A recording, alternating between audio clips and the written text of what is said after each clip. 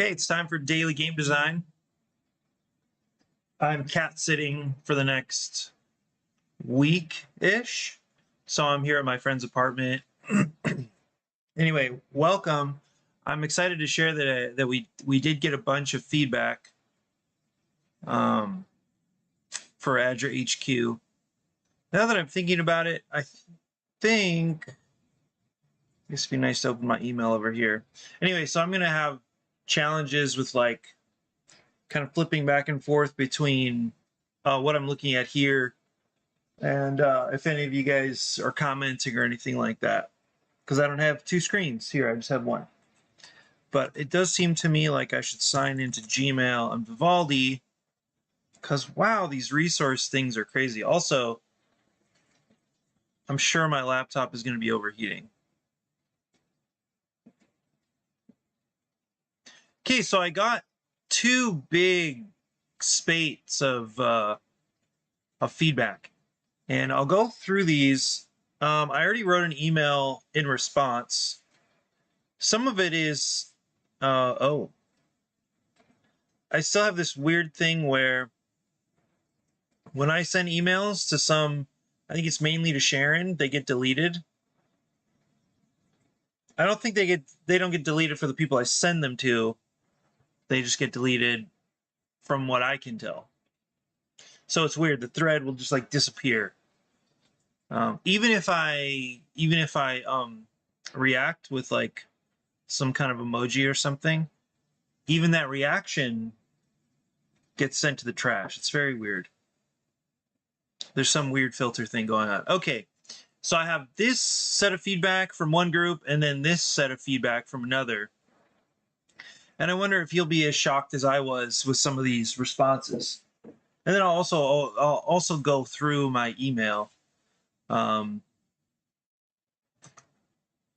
with how I responded.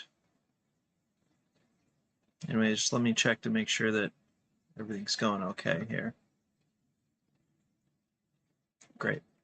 It's also nice to be on some stable Wi-Fi for a change and not have to feel like I'm relying on my hotspot for everything. Yeah, let's make it happen. Also, the last time I did this, I was at BGGCon, so this is when I updated the layout for this particular flavor of streaming, and that I just have my laptop, I have my phone as my webcam. That was it. That was the last time I did it. It was at the con. Really just great memories, cool opportunities came out of that. But okay. I don't know what, marketing and development, I think is what M&D means. So you'll notice a few themes coming up in the feedback. And as I said, I'll go over them when I go over my my response email. So thankfully they got the updated instructions. That's a very important step. Okay, I'll just go through these point by point. So players felt using different colors for each character deck and challenge cards would make it easier to distinguish between card types during gameplay. Stronger visual differentiation would improve readability and reduce confusion, especially in a fast-paced game. 100%, I actually agree. And the thing is, my suggestion is that we have the graphic designer go through and make like an initial pass on how he would present the game. And I think you'll see some other pieces of feedback that are related. So anyway, there's a focus on components here. All right, the current character roles do not resonate with the players. Some suggested that incorporating stronger visual cues or small props associated with each character could help reinforce their identities and make roles feel more intuitive and engaging. This one's a little tricky because the game is so abstract, and it's really just a cooperative puzzle. It's not the theming is very, very loose. Once you get into like the character special abilities, I think I could argue that they're slightly thematic, but at the end of the day, it's really just a cooperative challenge with limited communication. So it's interesting that they want more thematic flavor. That's what it sounds like they want. And I think there is opportunity to offer that. But what's good here for me to keep in mind is that, well, we asked them for theming feedback, so that's part of it. In the rule book, I think I mentioned, where is it? Thematic resonance. Okay, and it appears that the theming is not connecting enough.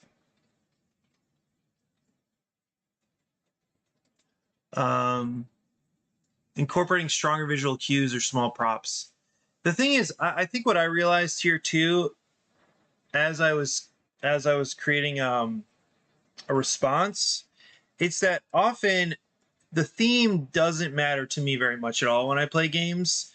And for some people it matters a lot more, and they can kind of imagine themselves in the situation, or they like the kind of role playing that comes along with the theme being important. So there's that difference. Like for me, I just want to know the puzzle. I want to know what I am allowed to do, how efficiently I'm being asked to do it.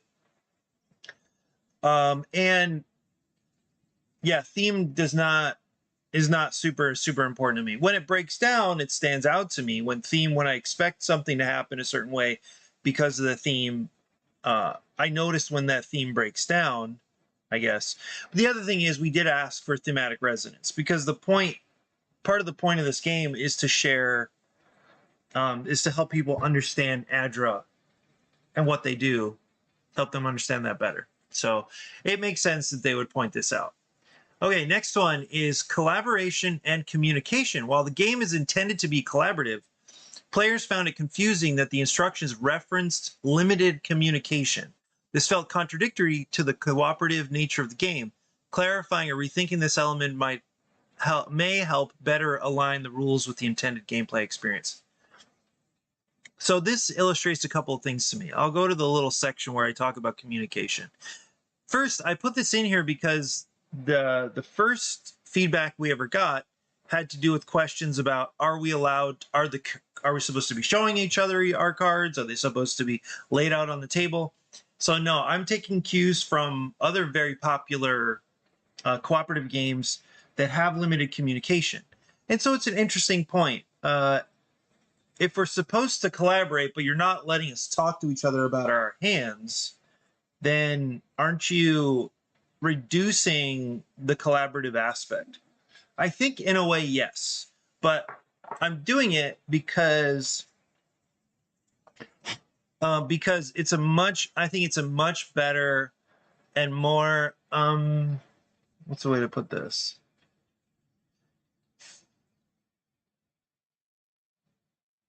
I think it's a more satisfying experience when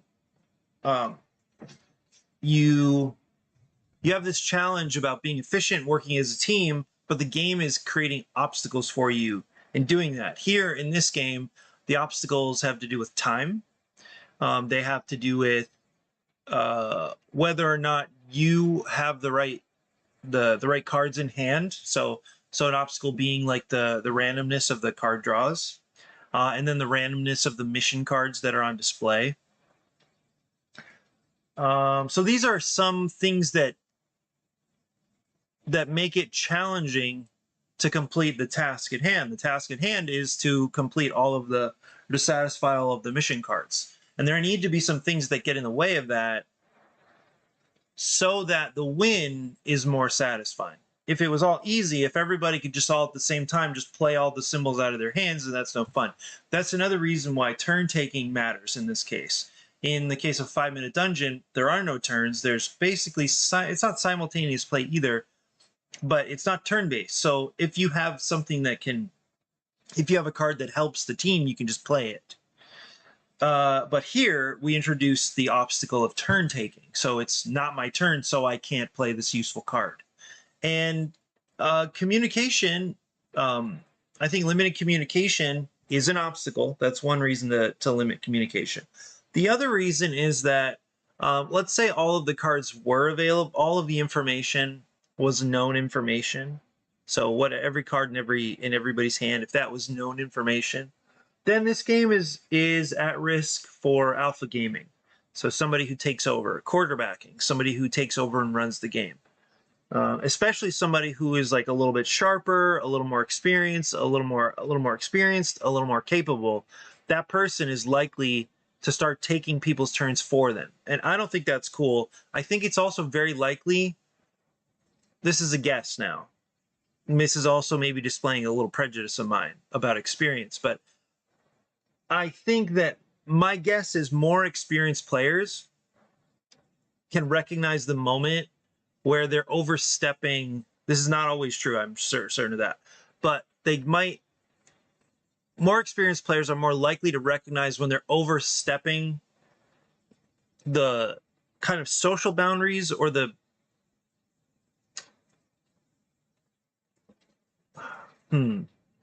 when they're sacrificing the experience of a player for the sake of winning the game. I feel like more experienced players may be a little more sensitive to that. So if you're putting this game into the hands of people who don't play a lot of games or who don't play many hobby games, I'm afraid that it's more likely that more people, more personalities will be more likely to try to manage the game for other players. Now, it's not to say, I mean, there are certainly problems with experienced people who lack the humility to just let people take their turns. That's also a real thing. Let me just pop through here. Okay. Stream stability looking good. 0 drop frames. Love that. So anyway, I think limiting communication is really important. It's also by precedent because some of my favorite games limit communication, the Crew being one of them. You can't describe what's in your hand. You're not even really supposed to like communicate at all, apart from mechanically.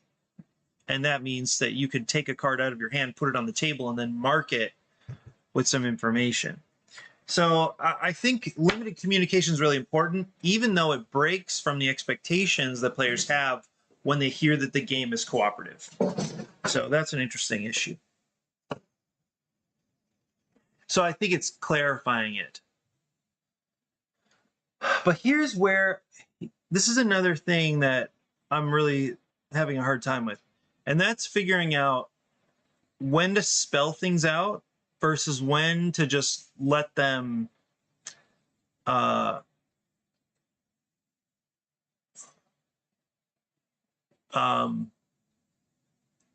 let certain things about the game remain implied. And I'll give you another example of that. So in another game I was working on, this was my Pathfinder game, the roll and write game. At first in the rule book, I was thinking that most people who have not played, most Pathfinders will have not played a roll and write. And so what I should do is add like a definition and description of what is a roll and write in general. What is that genre talking about? And so I had a little section on what is a roll and write. And I got some feedback in the rule book. This is from other designers, I think, and definitely experienced gamers. But I want to say the feedback was that's a little too condescending. It's a little too hand-holding to take up that much time, even if it was just a paragraph or two, to take up that kind of time explaining something to the reader. So in this case, I know it's safe to assume that most people who are going to be playing this game have only played mass market games like Uno or Phase 10.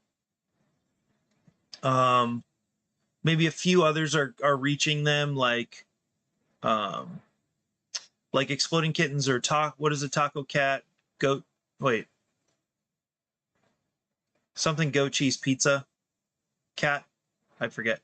But some of these games are getting out there, something about unicorns or whatever. But anyway, so people might be exploring more games, but they're still not familiar with some of the basic ideas that are incorporated in a lot of hobby games. And by hobby, it doesn't mean heavy. It doesn't mean heavy strategy. It doesn't mean long. It doesn't mean any of that. It just means that they're less likely to be caught, to be distributed in places like Walmart. Places like Walmart, or what? Like, where do these games end up? Like TJ Maxx or whatever. Like, these games are just not likely to get there. And some of it is accessibility, right? Some of it is these big chains, these huge stores, they just don't believe that they're going to make a profit because these games are a little more complicated. There's a little more going on. So the audience is definitely smaller. So I get that I get their gamble there. I think they're right that they're not going to sell as many copies. It's interesting to see Barnes & Noble going pretty nuts and taking on a lot of hobby games. Their game section is pretty massive. And it's also like surprisingly diverse. Well, anyway, so these players, yeah, we need to assume that most people are not playing anything like hobby games. In fact, some of the earliest feedback, you know, somebody saw themselves as like a medium level of experience with games, and yet their questions told me that this person has pretty much only played mass market games. And that's not I don't mean that for that to be a negative thing, but it's just like, okay, they haven't found a path into hobby games that introduce some of these more of these ideas. And I'll come back to an example of how that shows up a little later. All right, symbols and icon clarity. Now this was an interesting one because this is a rules problem, but I think it's also an expectations problem. So this is the balance I'm trying to figure out. It's how much do I adjust to the expectations and experiences of the players versus what do I have to do to lay down fundamental aspects of this game that might be new to them in language that they understand. So here's one interesting problem. Players noted that the character symbols are difficult. Actually, no. What my comment comes up later. This is actually a good point. I forgot what this one was really about. Okay, players noted that the character symbols are difficult to distinguish from the other resource icons on the cards. The overlap in visual language made it challenging to quickly identify what was relevant for play during a turn. Okay, this is actually a good point. And what they're talking about is right here. Actually, it's in two places. Okay, both examples are here. So what I did was I took the icons, the symbols, and recycled them throughout the cards. So this is a this is a challenge card. The challenge card is a certain type of challenge card. It's an emergency card. That's why that little triangle symbol is there. Let me zoom in a little bit more. Okay, it's an emergency. It's an emergency challenge card. So it has this little triangle. Well, then on those challenge cards themselves are the cost of these symbols. So it shows two triangles and a circle. Well, already you can, I get that there's confusion here because, wait, the same icon is sitting up here, that's right here, and what I think you're telling me is that these are a cost, whereas this is not a cost, this is an identifier. Okay, yep, that is a real problem. And it gets worse because now we can look at these resource cards. The resource cards are associated with a certain type of character. And in this case, you can see that there's a triangle on this resource card. And that triangle indicates that it is a card in the first responder's deck. Okay, the first responder specializes in emergency symbols, specializes in triangles. In other words, more of their deck is triangles than anything else. So on their cards, you're not surprised now to see that there is a triangle as a resource icon, which is that you can use this icon to pay for or satisfy the challenge cards. So yes, this is a real problem. I'm using the same icon 4 different ways. That's not cool. So here it is a cost. Here it identifies the challenge card type as an emergency type. Here, it is a payment, or it satisfies the cost, and then it identifies this card as belonging to the first responder deck. So that's one icon, 4 different ways. That's a problem. That is a serious problem. And I don't know. I think I thought I just kind of hoped that people, I hoped people would make the connection. That the emergency type and the first responder are related, and that the first responder has most of a certain type of icon. But anyway, now that it's not good. So there's a cost and a payment, and also 2 different identifying marks that mean different things. Okay, let's not do that. Okay, this is a really well taken point here.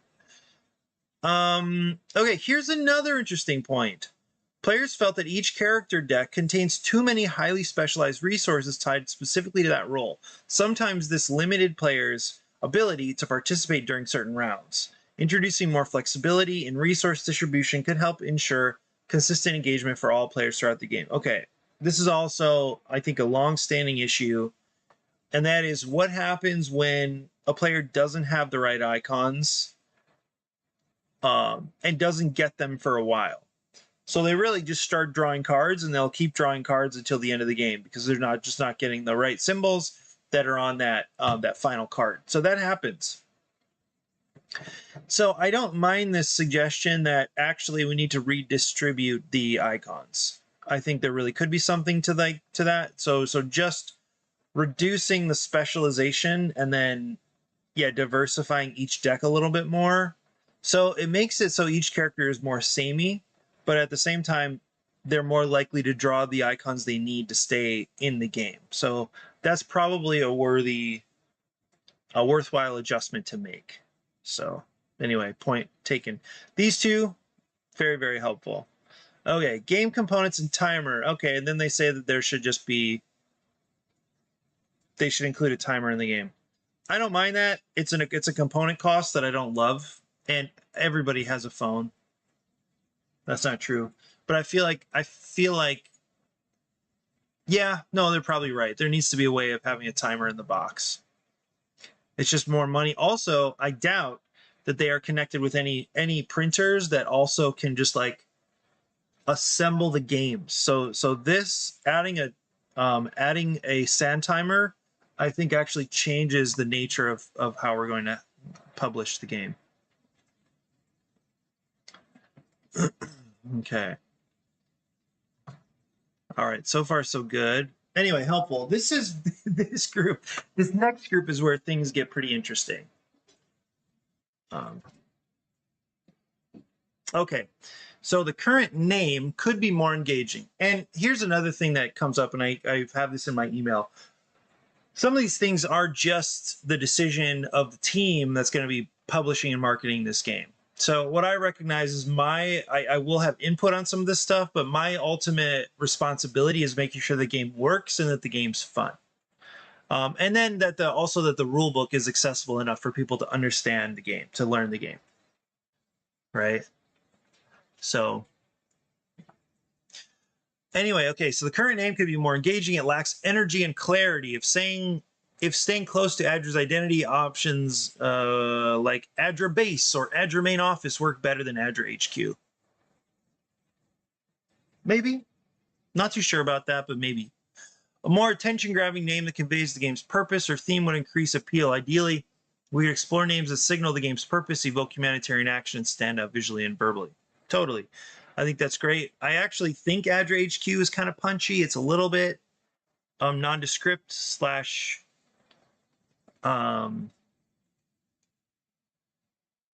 yeah. I know that the team, I think Nick, the development director, wanted the name of the organization on the box, and I kind of think in the name of the game, but I don't remember. But this kind of thing is up to them. But I'm happy to see if I can add input as well. Anyway, okay, physical components, similar stuff here. Okay, including a built-in 5-minute timer. Okay, we got a sand timer would enhance the time management and create a more dynamic, exciting experience compared to using phone timers. Yeah, I can see that. This would reinforce urgency, improve the tactile experience, and reduce reliance on phones and strengthen its immersion. Yeah, I buy that. I just wonder if the team is going to want to take on adding sand timers. All right, instructions and learning tools. By the way, 5-Minute Dungeon, the way they do it is they have an app. And they just have somebody run the timer on their app, on their phone. Okay, here was some interesting stuff starting in this area. All right. The written instructions were difficult to follow, especially the game setup. I agree here. And this is, if I have time today, I want to reconsider how setup works. Adding a QR code linking to a short instructional how-to video on the written instructions would significantly improve accessibility and understanding. This would help demonstrate setup, card types, player turn sequence, win conditions. This supports quick starting up and reduces cognitive load. 100%. But what this does is it shows how badly people are connecting with the rulebook. So yes, we're definitely going to have a how-to video at some point, but unguided playtesting, this is something I've learned over the last couple of years from other people like Chris Baki.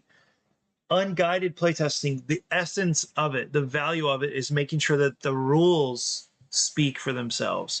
So you don't want to be in a situation, this is, I believe this, I think I'm fully on board with this thinking. You don't want to be in a situation where people are relying on your video to understand your game. You really don't. First of all, because that means that they always need a way to watch the video. And just like that's another argument for including a sand timer. But if somebody doesn't have a data connection or if they don't have their phone with them, then there's a real problem there, right? Then if the rulebook isn't effective and they need a video, then that's a problem. Yeah. So this told me that this rulebook needs a lot of work. And you'll see throughout the rest of these comments, like surprising stuff, at least stuff that surprised me. So game objective and winning conditions. The goal of the game is not clearly stated at the beginning of the instructions. I've already made an adjustment. So here in the introduction, I have your team must manage resources and actions to resolve global crises and events before the 5-minute timer runs out. Okay, so that's not enough. That's not enough concrete description of the objective. So I added objective here. I don't know if this is enough, but I added it. I didn't think we needed this kind of thing, but it makes sense.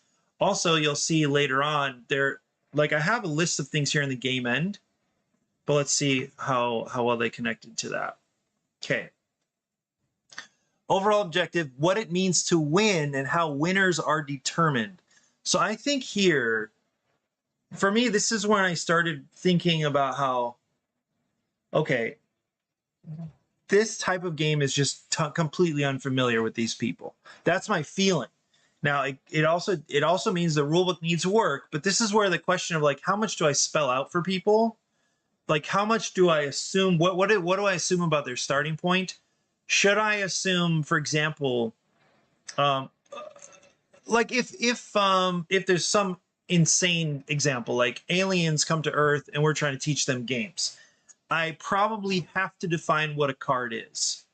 I need to say this is a card. A card is this rectangular piece of cardboard or of cardstock that you're going to use in this game, and those sometimes you'll pick them up and sometimes you'll lay them down.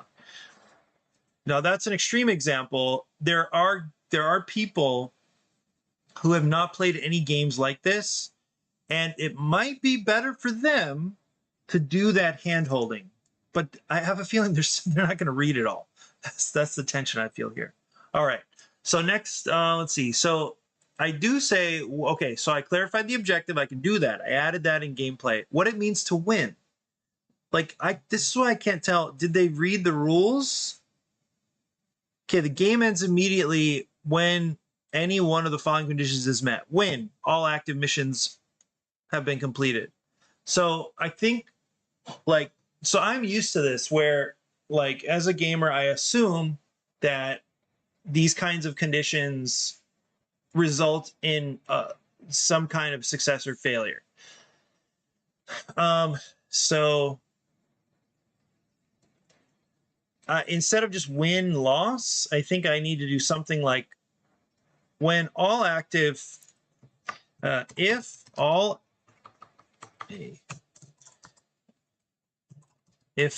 active mission cards have been completed before the 5-minute timer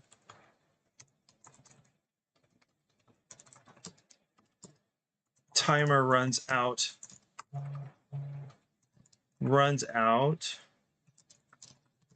the players win.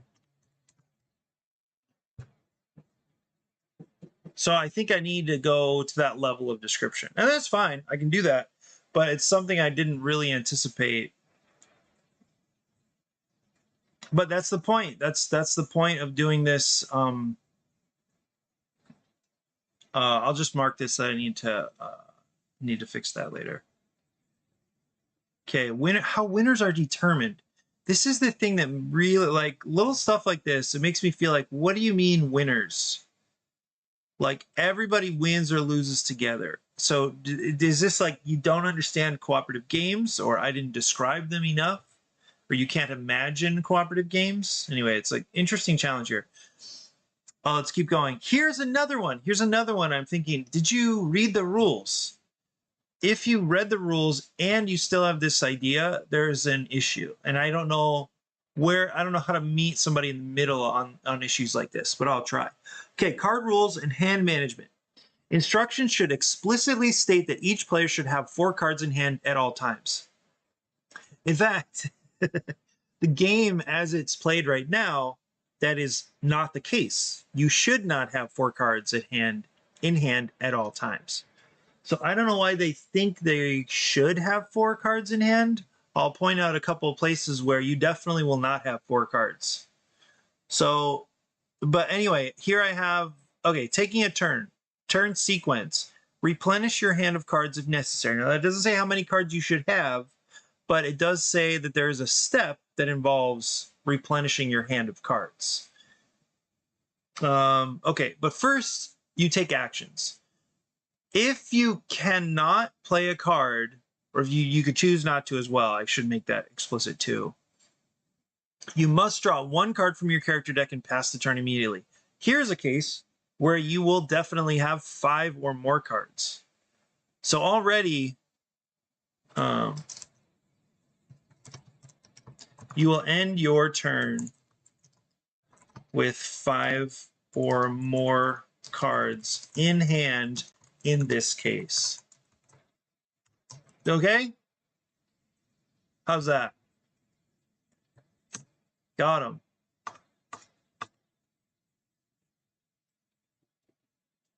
Okay. If yes, proceed below to turn actions.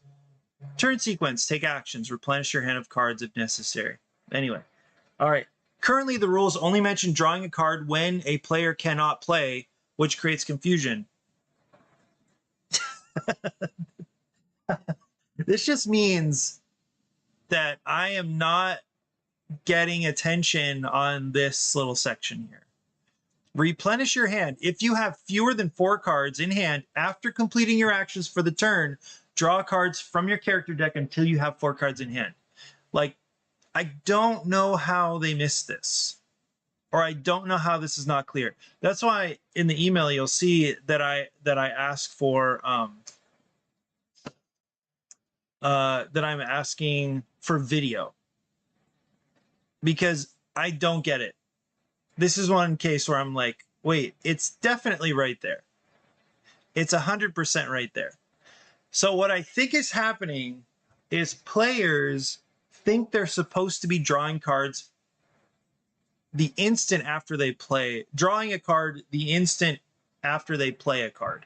So if they play a card, they should draw a card right away. I don't know why they think that, but it wouldn't hurt to do that. I just think that's even more confusing to try to explain. So now if everybody expects it so that they want to do that anyway, maybe it's not a problem. But I do feel like, wait, like, why is this an issue? I'm trying to understand why this is an issue. So currently the rules only mention drawing a card when a player cannot play, which creates confusion. The rules don't say this, so I don't know if they read them or if I don't know what's going on there. Okay, here's another one. This one is also fascinating. So ADRA HQ card mechanics. The rule about rotating or moving the ADRA HQ card to switch missions is unclear both as an instruction and as an in-game action. Actually, you know what? That's okay. Yeah, never mind. That's not the one I thought it was. It's coming up. But this is an interesting point. Like, let me go to the card actions. Okay. So take actions up to 2. Turn actions up to 2. If you can play a card, you may take up to 2 actions from the list below on your turn. You may take the same type of action twice or pair the 2 types of actions in any order. Okay, refocus HQ. Rotate the ADRA HQ arrow to any quadrant. Yeah.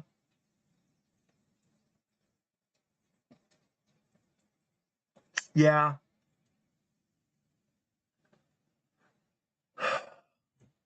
HQ card so that its arrow points to a different mission pile. Okay, yeah, I'll take that one. Rotate the ADRA HQ card so that its arrow points to a different mission pile. To any different. Any other?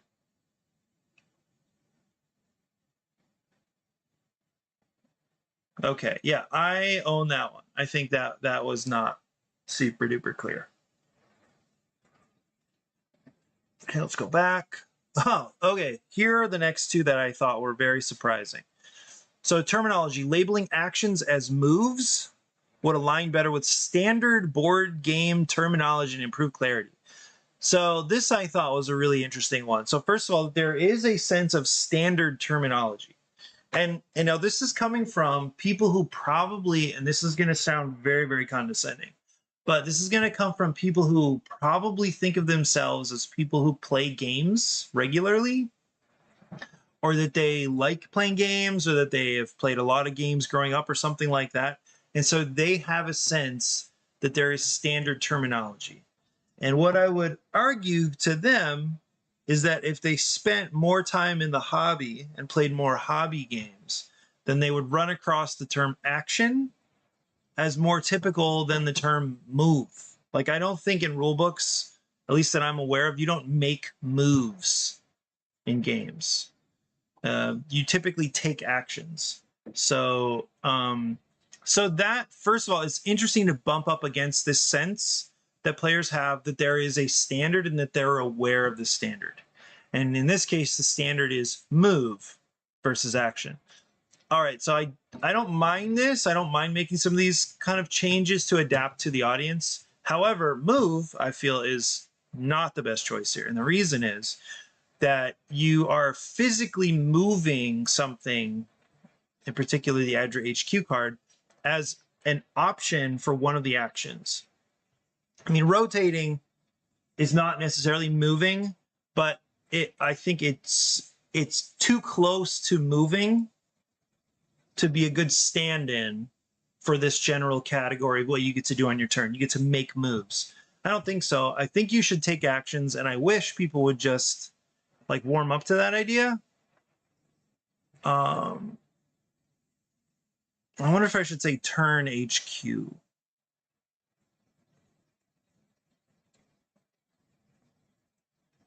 The thing is, that would be a loss of thematic language because we have turning HQ. Like, what does that have to do with? Well, refocusing HQ maintains at least a little tiny flavor of theme there, because it's what is ADRA focusing on? That's the question. What are they focusing on? Okay, so this was very, very interesting. Next one, more interesting. Game flow and card matching mechanics. So the overall game flow is unclear. We struggle to understand how to play cards. Okay. So, um, so playing a card, I have a section on what it means to play cards, but then the thing is how to play cards. So here I have play a card, and I show moving a card and like putting an arrow so that it points to the card that's already sitting there. But I take this as a fair point. I don't have great visuals for representing how somebody should play cards, like physically play cards. I have a section on which cards can be played, but I don't have a section on how to play them. In other words, like stacking them a certain way, and like placing them so that they are overlapping the challenge card that they are associated with. Like I think that's fair enough that I don't really show that very clearly. How mission cards interact with challenge cards. Now, this was a big red flag for me because here's the thing. Mission cards, the mission deck, is a combination of challenge cards and, if you're playing with the advanced variant, event cards. So, in other words, mission cards are what challenge cards and event cards become when they are part of that round, because you don't use all the cards for every round. And so that is part of setup, and I think it's one of the main issues. It's one thing I want to think about because it's a real issue. It's a real problem that you've got to sort these things, you got to count out these cards, you got to shuffle these cards, you got to lay out these cards in piles. And I get that that's like a kind of annoying process and also potentially an unclear process. It's important here, though, that the rulebook did not clearly communicate that mission cards include challenge cards and event cards. In other words, challenge cards and event cards become the mission cards. So you can see here already, this is a fundamental misunderstanding. I have no idea how they even played this game. How mission cards interact with challenge cards. What does that even mean? Whether matching these two types of cards requires symbols, resources, or both. So they're already going on this flawed premise that somehow mission cards are not challenge cards, instead of how challenge cards are just a type of mission card that's included in this round. Okay, whether the quantity or layout of symbols on each card must match. What does this mean? I have no clue what this means. Whether the quantity or layout of symbols on each card must match. So what I tried to describe is that, and I failed clearly, what I tried to describe is that the symbols shown on these challenge cards are simply a cost. And so all you need to do is play cards with matching symbols until you reduce that cost. So you're paying off the cost. And that turns out to be a pretty difficult thing to communicate. I don't know why, but it is. Okay, this lack of clarity prevented us from actually starting to play the game.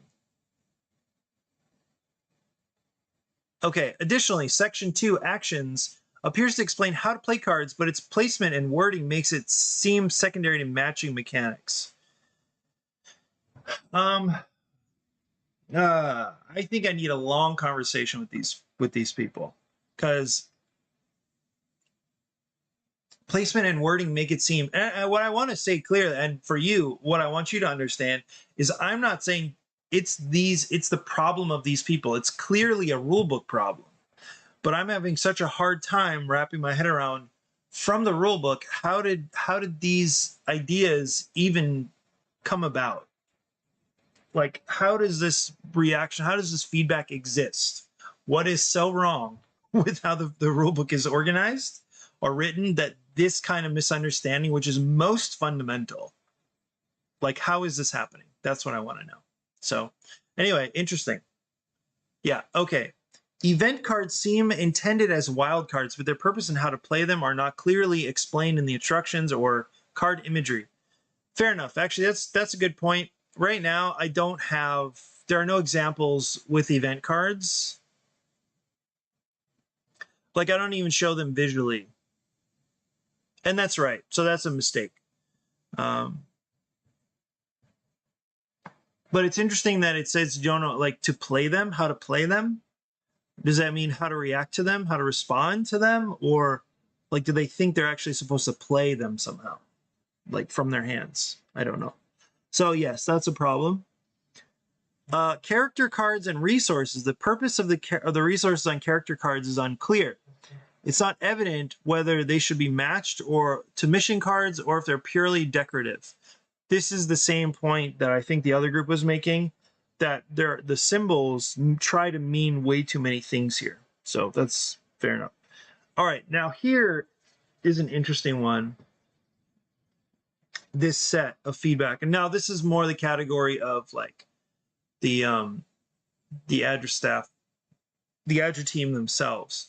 If the game aims to raise awareness about ADRA's work, we recommend revising the characters and resources. Current characters, doctor, teacher, builder, first responder, do not fully accurately reflect frontline humanitarian roles, positions within ADRA. So they're taking this very seriously and very literally. What are the kind of things that ADRA actually does? What are the kind of employees they actually have? And apparently, well, they don't hire doctors themselves. They don't have first responders themselves. What they probably have are more like logistics coordinators, fundraisers. So I started brainstorming a little list. If these really don't communicate ADRA or what the kind of staffing that ADRA does. So that actually makes a lot of sense to me. And if the point is to communicate what ADRA literally does, then they've got a really good point. The resources don't realistically match many items that we'd have for projects that we implement, nor do they match certain missions. Okay, fair enough. Like, what are the resources right now? They're just emergency, education, health, and development. So in the game right now, well, they used to actually be broken down into the materials themselves. So that's where you'd have the water, food, building materials, books, and other stuff. But here, they're just captured in these four categories, the four pillars of ADRA, which are emergency response. It's a little irritating to me that these four are not like in kind, actually. I wish they were continuous, like that they had continuity, but they don't.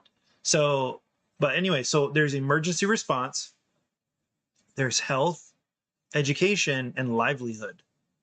So those are the four things, at least that come to mind right now. And it's just an odd thing that there are four different things. Like emergency response is very different from thinking about what is education versus what is livelihood. Livelihood, I don't know, they just feel like they're not in the same categories of things. So it's weird to try to represent them as resources, but right now I think it works as a game, but it's not working thematically, and fair enough. So the livelihood icon, a dollar sign, may be misinterpreted as game currency rather than representing the broader livelihood sector. And so the thing is, I'm borrowing directly from the iconography of ADRA. So if this is a problem for us, I feel like, and I pointed this out before, it's weird to have the dollar symbol as one of the icons for them, not just for this game, but for them, an international organization. So the US dollar symbol should not be one of the the icons on their website. It could be paired with a dollar sign and a corn with husk, for example. Okay, more like agriculture. Okay, financial literacy. Yeah, it's tough. The icons are tough. I think Chavo has a challenge ahead of it. We recommend the designer collaborate with EMU and programs.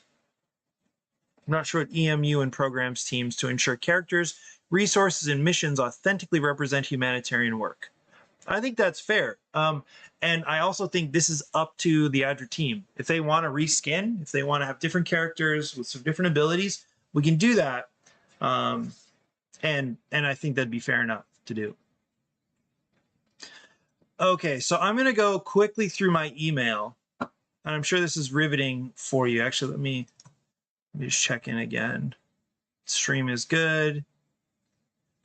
So far, so good here. Yeah. It's pretty great having a solid connection. So I appreciate that. It's amazing, like I can actually see the content streaming, like it's the latency is like way lower. That's pretty crazy. Okay, so feedback. What is become clear to me and getting this feedback. So remember, this is the second and third pieces of feedback I've gotten. I got one through the forum and then two just now in these long lists. And it's great, by the way. I do want to say there's no complaints from me. It just means that we have some, there's some challenges ahead, but this is what we need. We needed this vetting of the rules. Okay, but what I'm realizing is that I think we started unguided playtesting too early.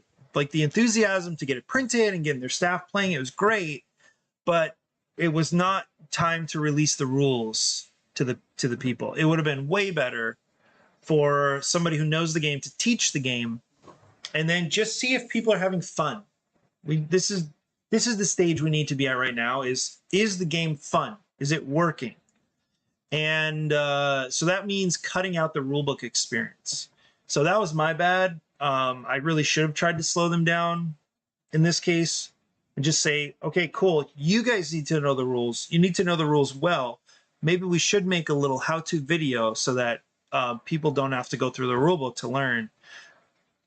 So I think we rushed this phase, and so people are having a negative experience with it. As they should. I mean, the rulebook isn't super clearly written, as we can see, but also there could be like fundamental issues going on in the gameplay that like we need to address before we should try to make the game concrete in rules. Anyway, so my sense is we started this step too early. Related to that, I think the graphic design, I think it is Chavo's, I think it's a responsibility of Chavo to do a first pass on what some of the basics of the components would be. So what is some basic iconography? What are the player colors we should use? I can do it, but I also think it just would be better if the graphic designer was working on it. Maybe he doesn't have time. Maybe they view this as my responsibility as the game designer. I'm not too sure. But anyway, I think it is time, especially if we're going to go ahead with people playtesting themselves with the rulebook, unguided playtesting. Then we should definitely update the visuals. Yeah. Okay, I'd like to see video. Because as I read through this feedback, it does make me think, like, I would really like to see where people are stumbling. I want to see it for myself. What are they talking about? What confusion do they have as they read through the rulebook or as they try to play? What do they keep running into? Do they keep not being able to play cards and so it's no fun? Do they mishandle the ADRA HQ? Are they doing weird things as they spin it around? Anyway, so I need video. And so I gave a few examples that I just described to you. I gave them to the team here. And then just admit that I need to keep testing the language a lot. Finally, I pointed out that a bunch of this feedback really, like responding to the feedback really is up to the team. I think that's important to say because like I can give suggestions about maybe characters that we could move toward, or if there are, maybe think through some more thematic stuff, but like how much does this team want the game to represent ADRA? How literally? How much are they willing to complicate the game in order to, right? That would be on me. So if they start wanting to add stuff or change stuff that's like really basic to gameplay, then I would say, well, let's slow down a little bit. Let's have this tested. Let's just see if people connect with this idea. Is it too much? Is it more confusing? Is it boring? Is it whatever? So whenever it comes to affecting gameplay, I think those are the choices I need to be most involved in. But anyway, some of this stuff like the branding, the naming, the skinning, I think this is actually more on them than on me. Anyway, really, really good to get feedback, even though some of it was literally shocking to me. I was reading it thinking, what? Like, how is this possible? But that's good, right? It's good to know that people are running into this and bouncing off of it because it needs work. Yeah, we need to do a better job of communicating or making adjustments that make the game easier to onboard or to get onboarded to the game. So I'm thinking of a couple things. Like what I want to think through is how is it possible to let me see here. How is it possible to change setup, to simplify setup? Because right now what's making it complicated is that there are challenge cards that are divided into types of challenge cards. And so if players are playing with without a character, now if there's 4 players, they play with all the characters. If it's 2 players, they play with all the characters. If it's 3, they have to drop a character. And so that means sorting out, like taking out, removing from the game the challenge cards related to that character. It's related to that character because it has more of those symbols in that little stack, in that group of cards. Well, so what I'm thinking is, if we change the distribution of each character in that we diversify it a little more, we can probably get away from having different types of challenge cards. That would be a big benefit for a couple of reasons. One is that there are fewer piles to sort. There is less iconography on those cards, so they're less likely to get mixed up or to be visually distracting. For those identifying marks to be visually distracting. And if they're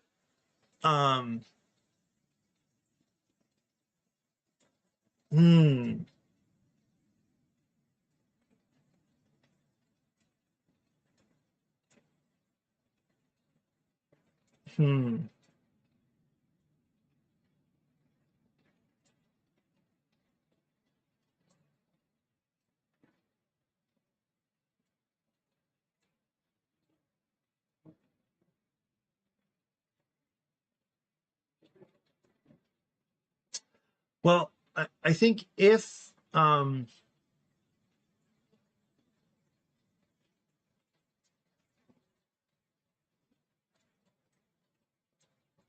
they're all just challenge cards, if they're all just shuffled together, a few things could happen. And I think it could actually produce some poor experiences. That's why I was just thinking maybe, well, if one idea is just shuffle all of the challenge cards together, take the correct number. Well, that would simplify here. Let me show you what that would simplify. So the challenge card pool,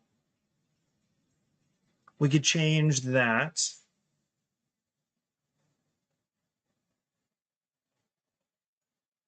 This would need to stay the same, but this section would get simplified significantly, and I could see that as being a good thing.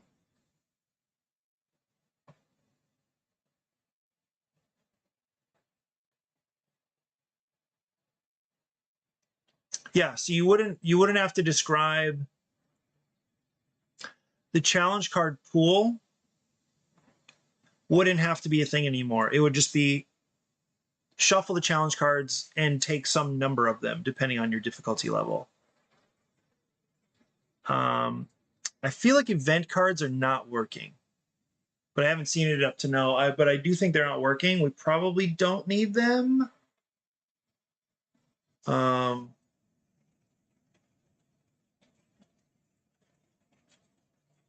Or a really simple way I could say this is just have its own little table.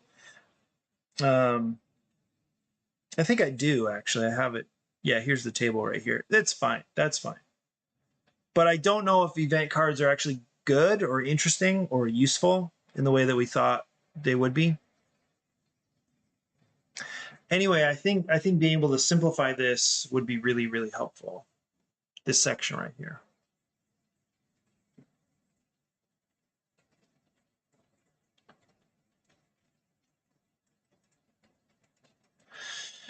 Yeah, the issue is that there'd be a crazy amount of variability if the challenge cards stay in the current distribution. Then it's possible that you could just get all hard cards or all easy cards. Be very unlikely, but that's possible. And so, just like that person, I think in the initial feedback was saying, it might be mathematically impossible to do some of these. Like if you start the round, it's just mathematically impossible. You don't have that many symbols between players. Like it doesn't, you just don't have enough. So that is an issue for sure.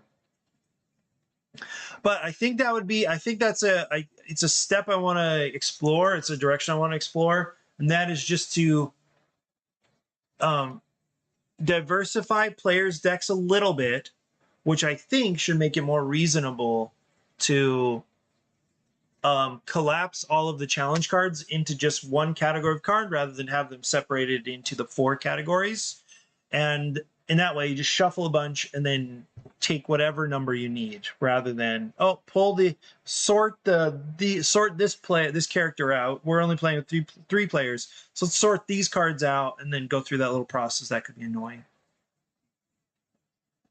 Anyway, so I think I've identified 2 things I want to try. One is diversify player decks in terms of their specialty, the number of icons of each type in their deck. I need to diversify that a little bit more, and then see about ignoring what is it like if we ignore the different categories of challenge cards. Those are the 2 things I want to work on or look at. So I'll take note of that, and then I think that's it for me for today. So yeah, streaming at kind of odd times. I was helping a friend do Turo last night. I got home at like 1 or something, or I got back here at 1 and I'm just sleeping really weird. So I did, definitely took my time this morning.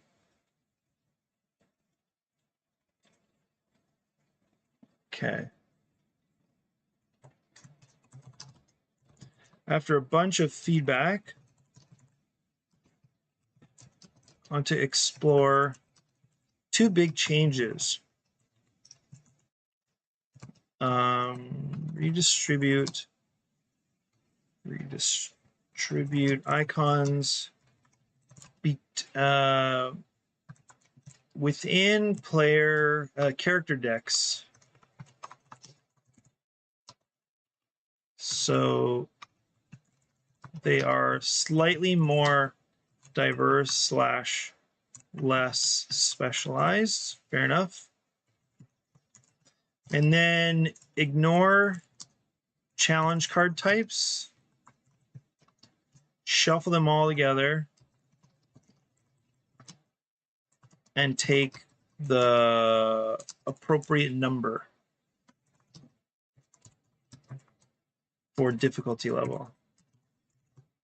I feel like these 2 big changes will take us pretty far. Okay, but yeah, that's it for me. Thanks for joining today. Have a great one. And yeah, I'll see you soon. Bye-bye for now.